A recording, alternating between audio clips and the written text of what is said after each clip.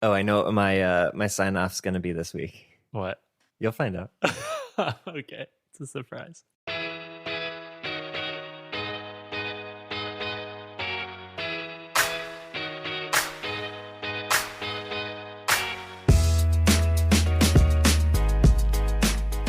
Welcome to episode 341 of the Design Details Podcast. I'm Brian Levin. And I'm Marshall Bach. Welcome back for another episode. Brian, I like these short episodes. I'm digging them. I would like to know if other people also dig them, because we've ranged from hour and a half to last week's was, 27 minutes? Something like that. Yeah, 24 and change if you're a Patreon supporter. Yeah, I feel like that's better somehow. I don't know. Maybe proportionally it ends up being a little heavier on like follow-up and tweets and stuff, but it seems more maintainable and manageable to like have shorter episodes. And then I imagine now with everybody working from home and perhaps listening to podcasts less, they might appreciate having something a little bit more condensed.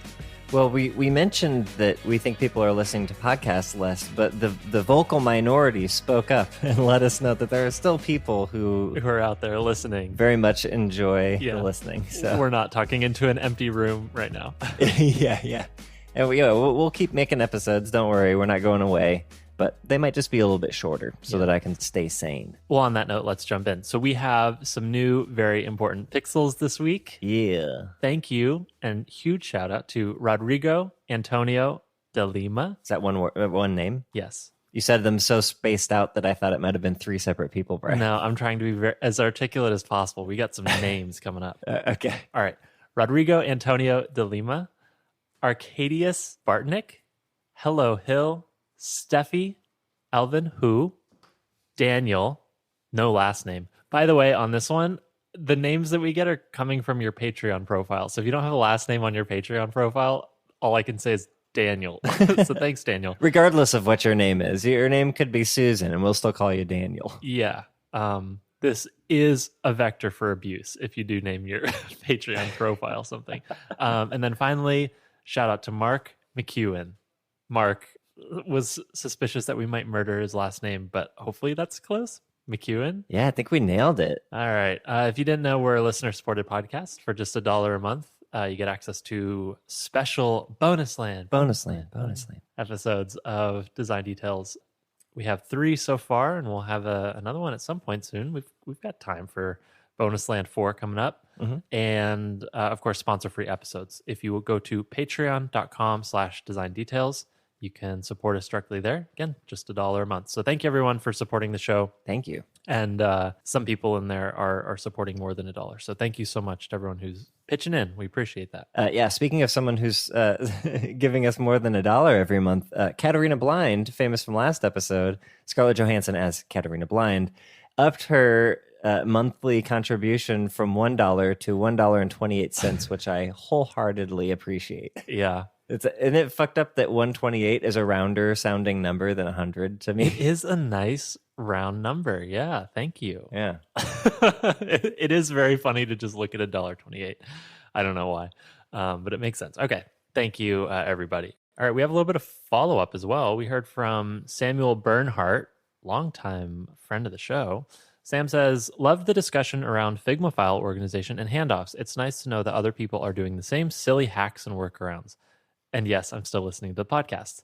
These are a few of my latest iterations in keeping organized. And Samuel has a couple screenshots of Figma organization tips. So the first is using basically divider pages in the pages list to section off types of pages. Yeah, that's what I was talking about with the line, right? Mm-hmm, like having a line in your page. Yeah, this is exactly what I was talking about. Thank you for illustrating. By the way, on this note, I had a couple back and forth tweets with Rasmus on Twitter, who's a designer at Figma, and we talked about this lack of page structure is really painful, like the lack of ability to sort of either nest or organize or divide. So maybe something will come there. Hopefully we can make enough noise around this. And then the last thing that Sam has a screenshot of is just using like text layers on the canvas itself. So it's sort of group-like content. So thanks for the tweet. We'll have a link to that in the show notes for anyone who wants to see those screenshots. All right, and we have some tweets this week. We do. So much encouragement, Brian. I know. So much positive vibes coming our way. Yeah, this is nice. I needed it. It's been a long week. So Yes. we had some good tweets. This one, first one comes from this Bramish, who says, as a starter, I learn a lot from Design Details. This podcast is, all caps, gold! Exclamation point. Gold. Gold. I like gold. We like you. We also heard from Elvin, who became a very important pixel this week. Elvin says, Design Details is what's keeping me sane during this crazy time. Wow, I'm glad it's working for somebody. I'm losing my sanity, but I'm giving it to someone else. So yeah, it all evens out. It's a zero-sum game, Brian. Slowly siphoning our sanity off into the void. My life force. We also heard from Ben Dunn, who says, hi there, all the way from New Zealand. Not an actual designer myself. I don't know what that means. No, that's okay. Not an actual designer myself, but a massively excited fan of design. And recently, of your podcast. Nice. Discovered it through the 100 PM podcast, and you've since become my quarantine listening of choice. Thank you both tons. Smiley face. Wow, that's awesome. That's one thing I love about this podcast is it's not just for designers. People who are just interested in design can get something out of it. Maybe we should rename the podcast. Design Details and other things relevant to people who aren't necessarily designers. Yeah. Concise, succinct. I like it. All right. And our final tweet, Katarina, you're getting your third shout out. Katarina Blind said, just listen to the newest episode of your amazing podcast and it made my day. And that's, I think, when we got that bump up from $1 to $1.28. So yeah. Shout out Katarina Blind. Thank you. We just have to compare all of our listeners to one superhero or another, create an entire lore around their name, and then we'll just bump up our Patreon contributions accordingly. Thanks. It's easy. It's a simple solution. It's a simple formula, Brian. At some point, we'll need a wiki, though. Right? It's true. We have to keep track of it. Yeah. Oh, boy. All right. Well, thanks, everyone, for tweeting at us. We appreciate those tweets. They are golden rays of sunshine for Marshall and I in this, I don't know, cabin fever time. Yeah. Are you tired of being at home, Marshall? You'd think so. You're like still in your zone. Yeah, I mean, I will be happy when this is over because not so much that I want to leave the house. It's just that there are comfort aspects of my life that are less available now than they are in normal business times. Mm-hmm. So yeah, I'm looking forward to everything going back to normal. But in the short term, like at least I'm not an extrovert. Can you imagine people who like need to go to parties to feel good? Oh, you know? Oh boy. I'm not that. Yeah. But I feel bad for those people because they're not getting the recharge that they need, right? I recharge by being alone. Other people recharge by being with other people. Yep. That drains me, but being alone drains them. So yeah. Well, we can do this one thing, I guess. This is kind of our steady check-in every week, right? Mm-hmm. Yeah, just close your eyes. Imagine we're sitting on the couch with you. Mm-hmm. Mm-hmm. Just chatting about some design stuff. Speaking of which, there's some news this week. Yeah. Some leak sauce coming through the internet. God, I've been waiting for this forever, Brian. I've been talking about this for so long. I just want it to happen. So Apple put out a video on YouTube where it's a support video. And in that support video, they accidentally leaked a screenshot of the settings app that contains a string that talks about Find My iPhone, and it references a product called AirTags. Mm-hmm. What is this? Yeah, we know about this. So we've been talking about this for, I feel like a year. Mm-hmm. This has been kind of known that this is coming, especially since iOS 13 came out and they made it a lot easier for low energy Bluetooth sharing of like for Find My iPhone, etc. So even if your iPhone isn't on, it can continue to like talk to other iPhones to let you know where that device is. Well, that makes a whole lot of sense if you're building a tile-like product, and that was the speculation, and people thought they were going to be called AirTags, and lo and behold, we have evidence directly from the company itself that, like, yes, they are going to make a tile killer. I look forward to what this is like. All of the mock-ups I've seen of what these things look like is like kind of a convex circle, if that makes sense. So imagine like a poker chip that ate too much. Okay. Yeah. It's like, yeah, it's kind of like a discus or something like that. But Okay. that's not a great shape. The nice thing about tiles is they're flat on both sides, so you can stick them to stuff, right? And if you have a convex bulge on both sides of this circle, first off, a circle isn't always necessarily the best shape for it, but even then you kind of want it to be flat so you can stick it on a remote, put it in your wallet, or any number of things that you would want to do, small enough to even put on a key or something like that, right? So hopefully the mock-ups that we've been seeing are just artistic license gone wrong, and these things will be designed better as far as like industrial design goes. But yeah, I'm excited to see that not only are they real, but they're probably imminent. If they have strings in app, that means that they're probably going to come out soon. The weird thing though is our normal schedule of Apple events has been disrupted. So now we're kind of just getting random drops. You know what I mean? It's like, hey, here's a new MacBook. Enjoy. Do with this what you will. Yeah, exactly. New iPad. Yeah, here's a new iPad. You can buy it now, I guess, instead of all the pomp and circumstance and like the fucking stats updates of like, here's how our stores are doing. Like, no, here's the products. There's a page for the store. Go buy it. I kind of like it, but I also I know that Apple events are kind of just like this twice a year check-in where nerds can just sit on their couch for an hour and like enjoy the whole pomp and circumstance of it, and not having that does feel like something's missing, It's like a movie. It's like part of the fun of sitting through an Apple event is the tension of like, are they going to say my pet project that I want them to be working on? Is it coming out now? Are they even considering it, etc.? And like, you get to be surprised by that stuff. So it's like, it's almost like a thriller. It's like watching a thriller. God, this is so dorky.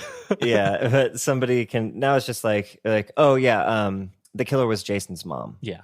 Like as a headline on The Verge, basically. yeah, exactly. Like, oh, but I wanted to watch the movie though. We'll get back there someday. Yeah, someday. All right, let's dig into a main topic for today. Yeah. We have a listener question that is actually very, very old, but the title was recently edited in a way that drew our eye back to it. So we have a listener question from Pavel Sisiak, who asks on our GitHub issues, a couple of episodes back, you said that creating experiences is a lot harder than creating interfaces. Could you expand on this topic? Could you list some examples of common mistakes when creating experiences? What are some UX mistakes that are counterintuitive and prevalent? Yeah, this is a great question. And we sat down and we were like, yeah, this will be easy. And then we're like, oh, fuck. Okay, let me think. But we have a list of 10 things. We have 10 counterintuitive UX examples, and we're going to share them with you now, Brian. Yeah, well, we should also say up front that these 10 are certainly not exhaustive. No. But as we were coming up with these, we were like, oh man, I wish we could think of more.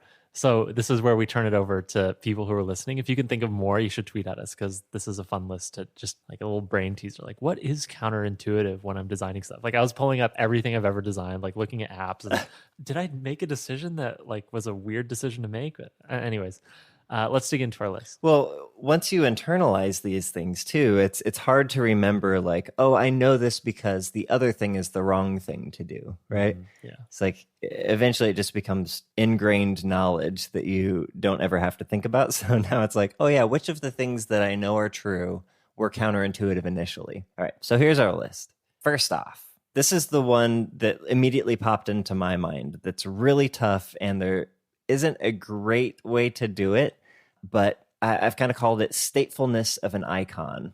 So I guess the kind of canonical example of this would be mute. And it's the problem of, does your icon indicate the current state of that feature, or does it indicate what state the feature will be in when you tap that button? So for example, with mute, do we show a microphone with a slash through it while you're unmuted to let you know that you can click on this thing to mute? And then while you're muted, do we just show a regular microphone? Like, there's that kind of disconnect of like, which is the right one? Do you have an opinion on this, Brian? I struggle with this all the time, and I do have my own answer, which is you can't use the icon alone. You have to add in either other interactions or a text label or some sort of additional visual signifier to the icon, like a background tint or something. Exactly. This a selection state, right? It doesn't change the icon. The icon is always the same, but you use some sort of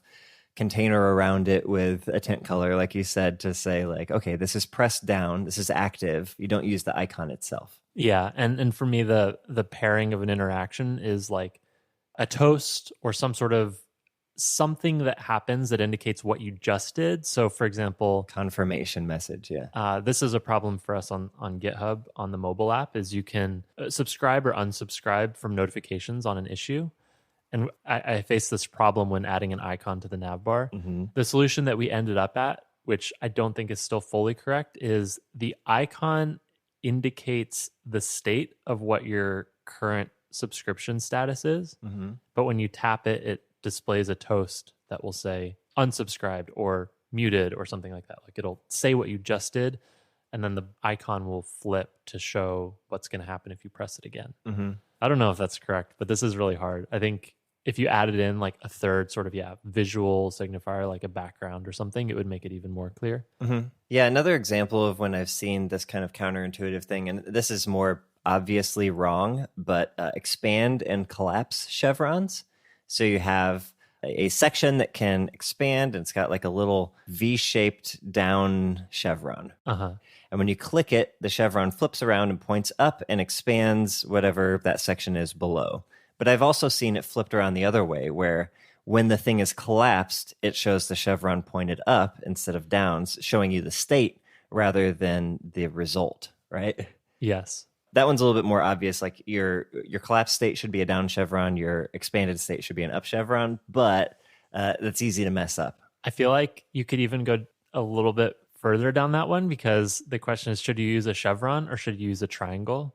Because especially in the mobile context, chevrons tend to be indicators that tapping this thing will push to a new view. Mm-hmm. And a triangle, it might be a more clear icon that there's collapsed content. Yeah, filled triangle. That's fair. I guess it depends on your design system, but yeah. Instead of up and down, what about facing to the right and then down? So just a 90-degree transition. Yeah, you can do that too. And that's a little bit bait and switch, right? Where it's like, oh, I think I'm going to go to a leaf page. I'm going to push a new page onto this view. But really, it just turns 90 degrees and expands in place, which, once it happens the first time, people understand. But I think that might actually even be better, because you're almost tricking the user to do something and expect a certain thing, and you're giving it to them in a way that they didn't expect, but also you're satisfying the goal that they had, which is like, show me more about this one thing.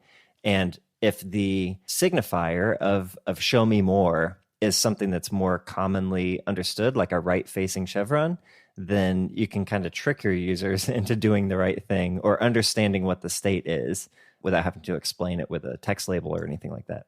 Of course, the most obvious thing to do here is just to have a text label that says expand and collapse, or more or less, right? Apple does this a lot. I think Twitch does this too. Show more, show less. Yeah, I think that we'll come back to this because we have a few more similar things here. But in general, text is more clear than an icon by itself. Indeed. All right, we've spent enough time on that first one, but that was the first one that popped into my mind. Another one that popped into my mind is a time when you have a binary option or a small number of options in a leaf page. So, for example, I'm choosing between two different modes, right? And a lot of times, especially if that's in settings, you would expect to tap on that row and it would push a new sheet and give you two options, and one of them would have a check mark next to it, right? But this isn't always the best thing, because those two options are likely at the very, very top of the screen, and that makes them harder to reach. And you're going to have to tap on one of them and then swipe back. It's like a two gesture thing, rather than if you were to use, say, a bottom sheet or an action sheet or something like that, that shows up in place and is small enough that you can contain all of the options that you have, but it's a one-tap gesture, right? You would think that you would want to follow your common default settings, behavior of there's a row and it presents a new sheet.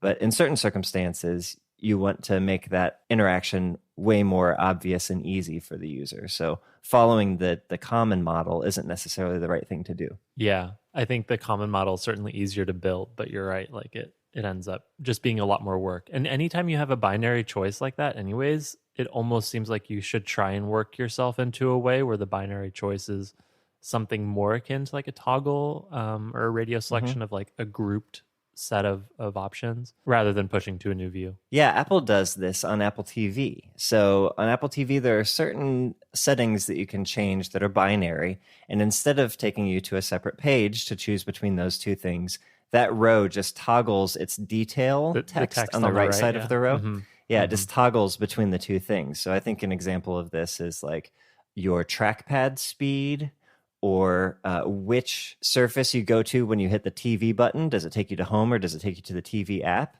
Those don't give you a subsequent page. It just changes in place, and you click it once and you see that it changes. It does a little bounce thing or whatever and shows you like, oh, this is different.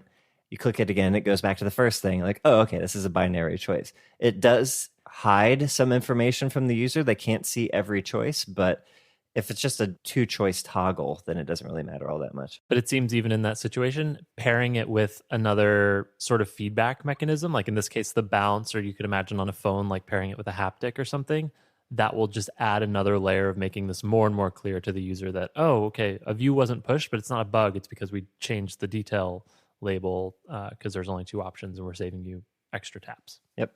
Heard, understood, and done for you. Mm-hmm. So I mentioned when you tap on something and there's a small number of options at the top, it sucks because they're further away from your thumb and they're harder to reach. And that brings us to the next thing. Things at the top are hard to reach, and our phone interfaces by default are oriented from top to bottom in terms of importance.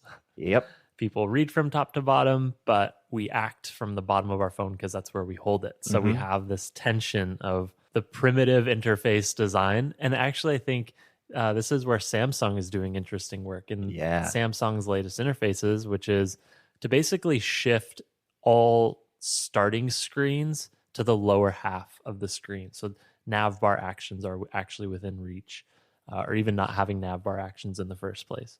And I think Apple's doing a lot of that as well. Like I think Photos app is a good example on iPhone where the segmented control for days, weeks, years, and like all photos is now at the bottom, right above the tab bar instead of being at the top as a segmented control. Mm-hmm. So I think that will become more common. But yeah, you would think, oh, most important thing needs to be in the nav bar at the top. It's the most common action. And I'm certainly guilty of this. I think most apps are guilty of this. Mm-hmm. Yeah, anything with a recent list. It's just harder to reach. Yeah. Yeah, it's always at the top. But you can use this to your advantage, can't you, Brian? Yeah, so this actually ends up playing well for destructive actions. And this is part of, on the Apple side, the HIG. I'm not sure about Material, but for action sheets, Apple recommends that all destructive actions are at the top of the list, which seems a little counterintuitive because you might think the top of the list is the most important or most common behavior or action that a user might perform. But in this case, we're saying a destructive action at the top means it's further out of reach of the thumb. So maybe it's less likely to be accidentally tapped. Mm-hmm. Yeah, you make it red so it's obvious that this is a destructive thing. But in case people are colorblind, you also put it as far away from their thumb as possible. And if you notice, with this inverted order, you end up with cancel at the bottom, which is the least destructive thing. You're not changing anything. So like the top thing is just go back. Yeah, right? Exactly. Yeah. Yep.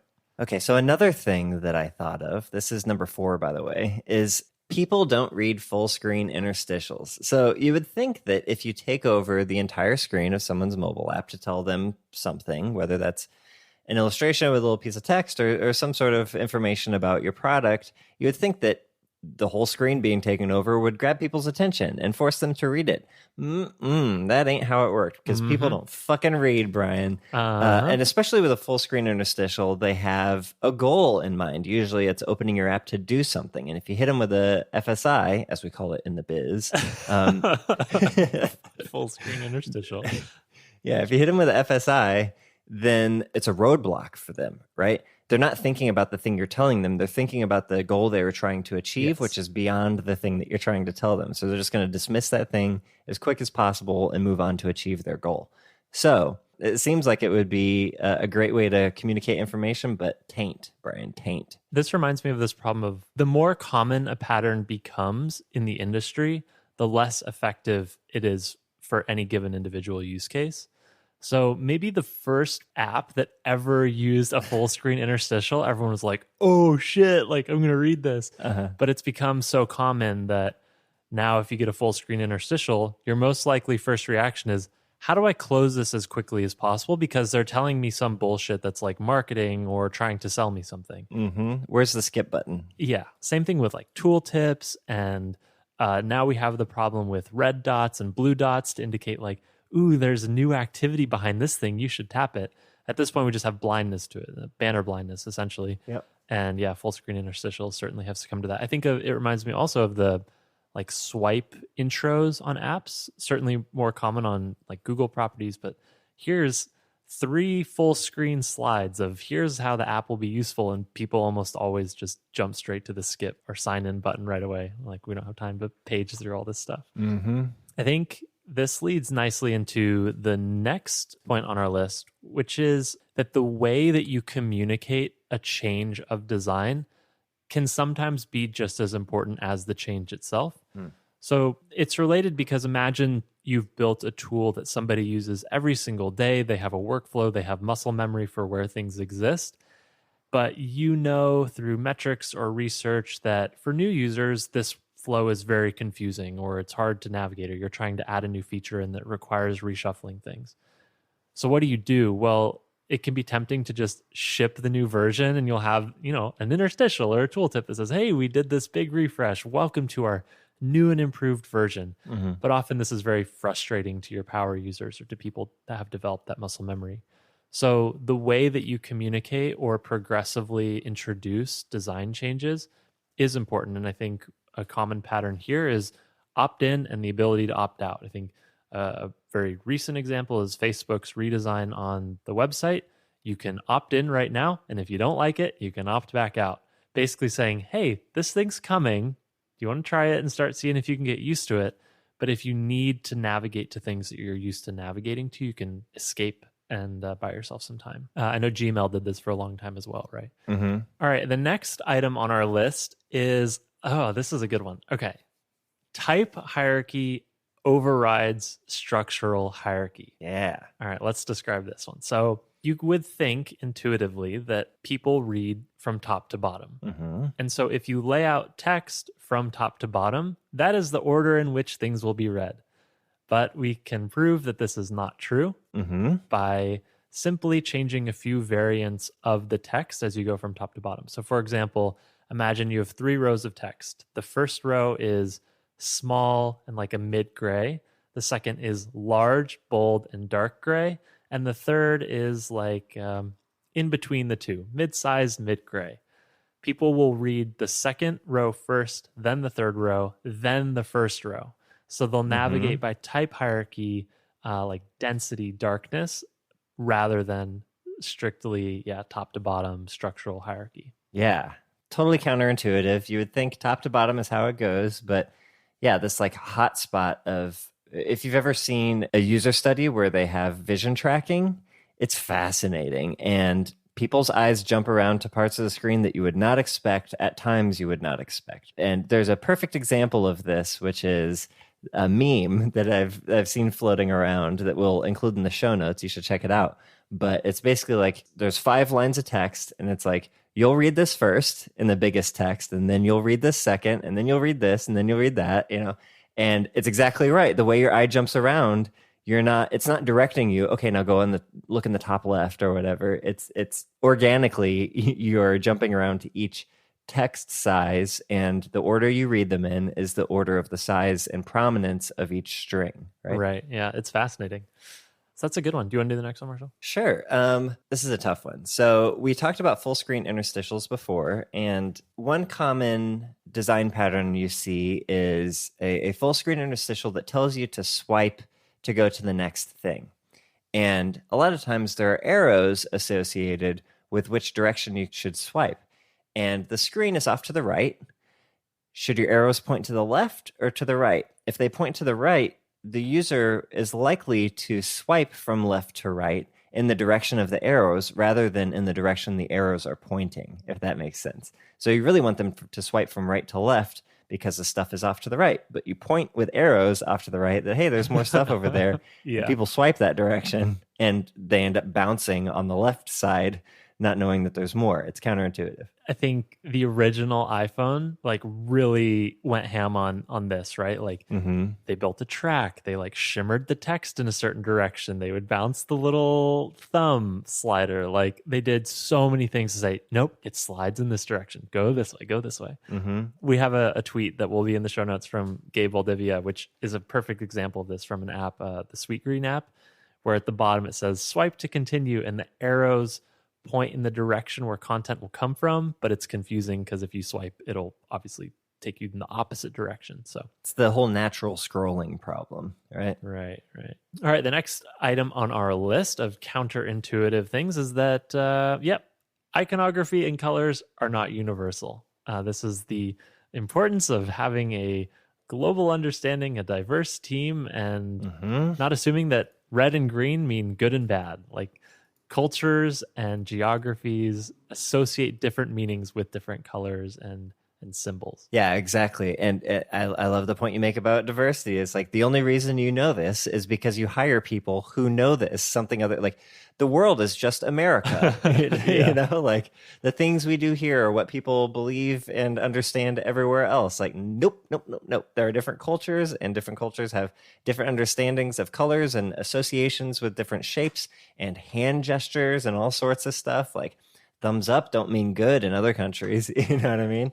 So there's a proliferation of American things or like Western things throughout the world in general, as far as like adoption of our cultural norms. Like thumbs up, even though it might mean an offensive term in your country, enough companies like Facebook and Google and everything have employed the thumbs up to mean good or like, that people understand that. But there are countless examples of other things that don't mean the same thing in other countries. And if you use those colors or those icons or whatever, they might be interpreted far different than you expect them to be. Yeah. This is the reason why I really like traveling, because I especially like trying to decipher international airports, because airports is one of the few places in the world where your design of signage and iconography has to be so good that anybody from any place on the world that speaks any language could navigate from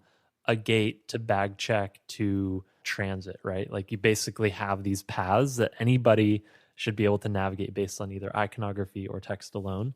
And seeing how different airports interpret that and like guide you either through signage hanging from the ceiling or drawing arrows on the ground. I just find that really fascinating to see how it's approached. And basically a good challenge for yourself is anytime you're traveling is, without reading anything, could I navigate my way through this airport? Do I know to go left or right? Do I know how to get my bag? Well, I'm so happy you brought this up, Brian. We didn't talk about this beforehand, but a little point of order, a little housekeeping. A long time ago, I mentioned that I was putting together an experts. It was my cool thing, I think, one time. I was putting together an experts playlist on YouTube of experts talking about Hollywood versions of their expertise and rating those attempts at portraying their expertise.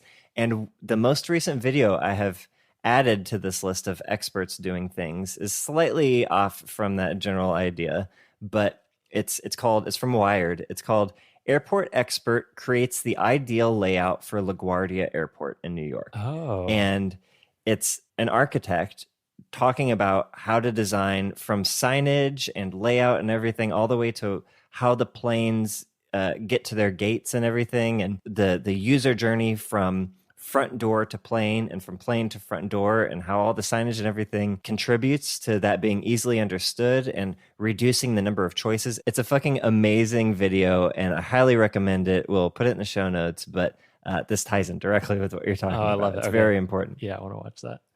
All right, and we're coming up on our 10th point. Of course, we know this list has not been exhaustive. So again, send us what we missed. But our 10th point here that felt counterintuitive until you learn the reason why is that when you're doing any sort of work in data visualization, specifically with graphs, it might feel natural to indicate different pieces of data using different colors. Like, oh, this line should be red, this line will be green, this line will be blue. But as soon as you start getting down into the path of accessibility, you'll quickly learn that people interpret colors different ways based on the mechanics of their eyes. And certainly when you get into color blindness, it could be the case that somebody perceives red and blue or blue and green to be very similar, meaning that those lines are not easily distinguishable. So what you'll see becoming much more common is graphs using one color where the differentiation is between the brightnesses used for each data point. So you can imagine a dark blue, a mid blue, and a light blue to indicate three different pieces of information. And that way, no matter what type of color blindness you might have, that brightness or darkness is what guides you. Yeah, this I'm going to make a video game reference here, Brian. So this reminds me of Uncharted 4's multiplayer mode. So typically when you have a multiplayer game, the two opposing sides are represented by red and blue. Even in, and I think you said this wrong earlier, but usually it's red and green that get confused for each other in color blindness. But red and blue in any colorblind model are easily differentiable, right? So this is what all multiplayer teams use is like the enemy team is red and your good team that you're on is blue. But when Uncharted 4 came out, their multiplayer mode used red and green, and they got a ton of feedback from players saying, I'm colorblind. I can't tell the difference between my team and the enemy team. Interesting, yeah. And they had to change it back to red versus blue, which is a Halo reference if you're old enough to remember that. Mm-hmm. It's like what, early 2000s? Yeah, early 2000s. This is like, I want to say this is like a New Grounds. Is that what it's called? Something like that. Yeah, Newgrounds. I can't remember exactly. But yeah, red versus blue. That's the list. What did we miss? What did we leave out? What obvious things occur to you that we did not mention? Tweet at us. We want to hear them, and we'll have that for follow-up next week. Cool. All right, let's get into cool things and wrap up. Let's do it. All right, my cool thing this week, I tweeted about earlier in the week. It's a blog post from someone whose name I probably will mispronounce, but I think it's Nikita Tonsky. Wrote this blog post called Cleaning Up Form UI. So what he did is he found a launch dialogue for an IntelliJ product called IDEA, which I've never used, but it's basically like a new project modal. And he took a screenshot of it and said, okay, on first glance, this interface is fine. Like it looks clean. You can sort of navigate your way through it. It's okay. But the more time I spent looking at it, I noticed all these little things that were off. And so the blog post is this progression of explaining grids, typography, spacing, padding, margin, font sizes, and just bringing consistency to an interface. And so you get to the bottom as he sort of increments his way through, oh, like, what if we change this? What if we put this thing on the grid? And at the very end, you end up with this before and after where they look similar, but at the detail level, you notice all this really beautiful consistency and vertical rhythm. And I just found this to be a compelling blog post that explains things in a really clear way where, you know, even a developer would come through and say like, okay, this is a practice that I can bring back to my own work to understand, right, consistency of margin or vertical rhythm or putting things on a grid all add up to make something that feels a little bit more cohesive and clean. So we'll have a link to this blog post in the show notes, but I would love to see more of this kind of writing. I found this to be incredibly tactical, and anybody could come in here and take something away for their own designs. So that's my cool thing for the week. Yeah, this is how my brain works. As I read through this, I was like, yep, these are the steps. That's how I would think. Should we go further this way? Oh, that's too far. Bring it back one. You know what I mean? This is great. And I think if you're not a designer, as some of you are not, this is a great way to get inside the mind of a designer and how we think about systems and spacing and all this stuff. Like this is perfectly illustrative of designer brain. Sweet. What's your cool thing this week, Marshall? All right, my cool thing is a series of YouTube videos because I don't recommend those on that. What? Yeah. So there is a YouTube channel by a man named Holden Hardman, which sounds like a superhero, right? It's got the alliteration, and his last name is literally Hardman. Anyways, he has a friend who counterintuitively is a gym guy. He runs his own gym. He's not named Hardman. It's the soft guy who runs the channel. His name is Hardman. Anyways, his weightlifting buddy apparently has never seen movies before. And so there is this long running series, and I think it started with Star Wars, I want to say. Anyways, it's basically like, my friend has never seen movies. Let's watch these movies that everybody else has seen with my friend. And everybody else loves these movies. It's everything from like Harry Potter and Star Wars to right now they're in the middle of going through the entire chronological order of the Marvel Cinematic Universe. Yeah. So he just watched Iron Man and the first Incredible Hulk movie with Edward Norton. And now I think the most recent video that just came out a couple hours ago was Thor and Captain America. Okay. So it's a little frustrating because he hasn't watched movies before. He doesn't know what to watch for in movies. You know what I mean? It's like someone who doesn't understand music won't appreciate good music. They'll only appreciate what they inherently like, because they don't have a full understanding of like what makes music good necessarily. Same thing here with movies. It's like he doesn't appreciate a lot of the stuff that is appreciable, and he looks for things that are just his personal preference. So he hates some of these movies that are widely beloved, and I think the comments section gives him a pretty decent amount of hate. Oh, no. And he understands it, but he doesn't really care. I don't think it affects him at all. But it's really interesting to see, what is it like for someone who's never watched a movie that I love before to watch that movie and kind of be there with them. He records reactions as they're watching the movie. So major moments in the movie, he'll capture the reaction, like, Luke, I'm your father. Like, oh. Yeah. I think he already knew that one. Yeah. Anyways, but this is like one of my favorite things to do, especially with you. Is like, oh, you've never seen this movie? I fucking love this movie. Let's watch it together. I don't mind watching it for the 800th time. Yeah. I want you to experience it for the first time and be here while you experience it so we can like chat about it and I can see your reaction. So this is an entire series of that. This is if just for you, Marshall. Perfect. Only your friend doesn't like the movie that you love. I don't know. It's a little frustrating, but sometimes it's the bitter that makes the sweet so good. It's like, because every now and then he does like a movie that I like, and I'm like, oh yeah. If he just liked everything, it wouldn't be as fun. Right. That's a good point. Yeah. Anyways, Holden Hardman, link in the show notes. Check it out. Sweet. All right. Well, that's been episode 341. We hope you enjoyed it. As always, tweet at us. We love hearing from you, and give us some follow-up material. Counterintuitive UX decisions. We would love to know more. Otherwise, if you want to support the show, hit us up on Patreon. We're at patreon.com/designdetails. For just $1 a month, you get access to sponsor-free episodes and bonus content called Bonus Link. Bonus content. Did I do it wrong?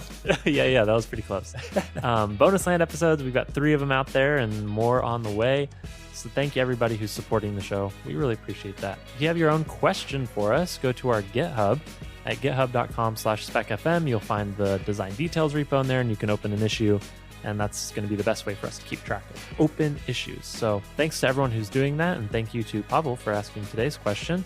And of course, if you need more podcasts while you are stuck at home inside, this won't age well over the years, but in this current moment, everyone is inside. Go to spec.fm. That's our podcast network for designers and developers just like you. Otherwise, Twitter is where we're at. Hit us up, follow us at Design Details FM, and we'll see you next week. Wash your hands. Nice. I hope it was worth waiting for. Yeah, that was good.